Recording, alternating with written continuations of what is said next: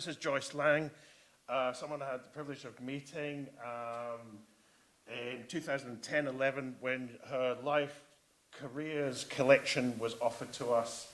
And I'm just a garden snail of a museum curator, and I said yes, absolutely, because I felt that mental health was an area in Scottish museum provision where we really didn't go. So there was work there to be done to understand it better. I cannot pretend to you that I am an expert in mental health, because I'm not. But it was an opportunity to learn and try and do better. Joyce herself is a pioneer. I could just talk about Joyce forever, and I can't. She's a pioneering art therapist. That's as far as I think I should go. So if you want further information about Joyce, please just email me and I'll share it with you. But I haven't got time to go into her in any depth here. She's a pioneering art therapist in Scotland.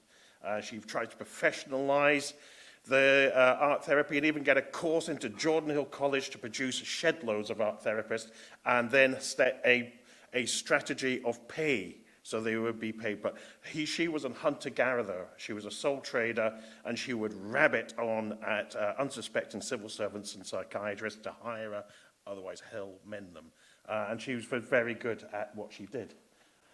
This is aspects of her career. She worked initially in a TB hospital, Glen O'Dea Hospital, and it was there that she saw in amongst her clients when she was just providing art classes. She herself came from Gray's College, Aberdeen, found herself a job in Glen O'Dea, and she noticed how the palate would change according to people's health with TB.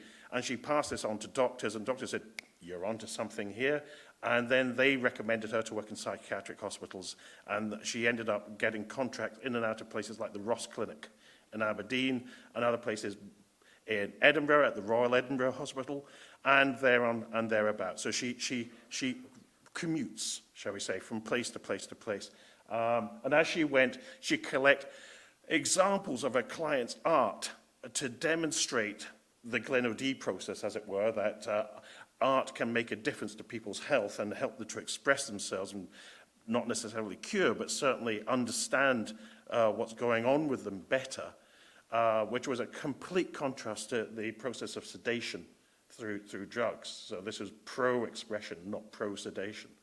And on she went. So the collection amassed in this way, and eventually she called her collection the Art Extraordinary Collection, and she had nowhere particularly to put it. She herself, when she lived in Edinburgh, was in a very tidy little flat in Dean Village. Who doesn't want to live in Dean Village? It's lovely. But you got nowhere to go with your stuff. So she moved to this castle in the high street of Pittenweem, Fife, and the Nukes, which is the old house in the high street, and she bought a shop beside it and became the Art Extraordinary Gallery, and that showcased her work. Meanwhile, she's lending her collection out around the world. You talked about globalism, but she's going to Japan, America, Canada, and there's particularly the Edinburgh International Art Festival, where guys like Ricky DeMarco in the 1970s pounces on her work and goes, "This is something," and becomes the DeMarco Show, as it should. But he was particularly interested in people like the Jimmy Boyle work, where Joyce went in not just for hospitals, but also to prisons. And she helped set up and run art within the Berlini Special Art Therapy Unit. So there was all sorts to see.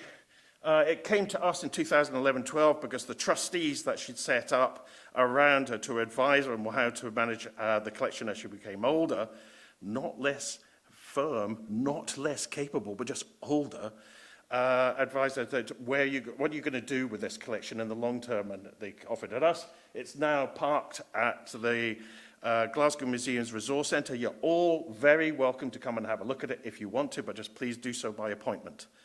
Just write to me and say, "I'd like to look at X, Y, and Z." I put this piece of woven grass up for you because this was one of her prize artists, one of her examples, which was Angus McPhee, the weaver of grass, the silent weaver from South Uist, the Inner Hebrides. And to her, the whole story that went with McPhee, there's a guy who was in Inverness Hospital for 50 years. I might have just turned 58 in March. 50 years in hospital, mute. Didn't say a word, just wove grass. And Joyce was particularly attracted to the art of compulsion.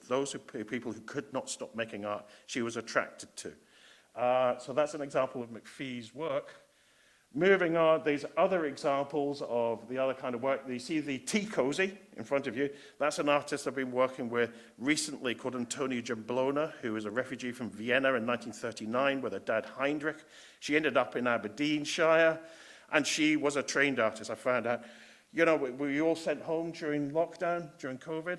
Well, I certainly was, and I was looking for something to do, and I thought, why not just look at Antonia Jamblona, see how far you can get. If you want further details, ask me over a cup of tea. But I managed to remarkably track down her family. So it was a joy to me to have her family come over last month to see their relatives work. And that was a really live connection. So I guess one of the nice things or contrasts between a museum curator working for a collection for posterity is actually making a living collection when you reconnect it back to the ancestors. So I've been working with family descendants of Angus McPhee as well. That was another lockdown project when I've had them co-create an exhibition where they interpret how they saw their ancestors. That's now online. If you want to go to Glasgow Museums webpage, you'll see a section called Art Extraordinary, and they wrote the text. I write about 4 sentences at the beginning, going, hi, and then they do the rest of it. They interpret the collections, they share their memories, and there's another artist called Flora Johnson, but since I picked on McPhee, that's McPhee for you. So the McPhees, and the nice thing about their interpretation is completely contrasts Joyce's, which was very medical based, very based on what the psychiatrists and oncologists had to say. So it was all about schizophrenia. She was all about McPhee's woven grasses being a return to almost like a caveman status, as she called it. The family having nothing to do with this. Weaving grasses is all to do with crofting, and Angus was brought up a crofter. So you can go back to a place like the Crofting Histories in Kildona Museum, the community museum on South East, and they had competitions who could weave grass fastest. So this is all part of tradition. We've got in our collections woven grasses from Orkney from the 1890s, but they do exactly the same. So you use the resources around you to make something useful for your farm. So, compare and contrast. You don't always have to go with a medical opinion. Sometimes you can go with the opinion of the families that were impacted by knew the people involved in the cases. I couldn't have done any of the work that I do without my colleagues. So this is a shout out for Claire Coyer, who's recently retired, specialist in the Barlini Special Unit work. Dr. Cheryl McGeechan, who's forefront for human geographer. I don't know what human geography is, but I think it's bloody marvellous. And she works at the University of Glasgow, and that's the large lump, which is myself. And we work together over a number of years. The case that you see behind you is in the East Court of Kelvin Grove Museum, and the recent PhD by Kate Davey has shown that this is the first time so-called outsider art, which is what art extraordinary is, that's to say art made by people who have not gone to art school, has been displayed permanently in a British museum, which collectively I think deserves an ooh, ooh. And also our webpage that I show you, the Art Extraordinary webpage, is our first ever digital co-created display we've ever done. I thought it deserves another ooh, ooh. So after 2 oohs, I'm going to retire before the red card comes out. Thank you.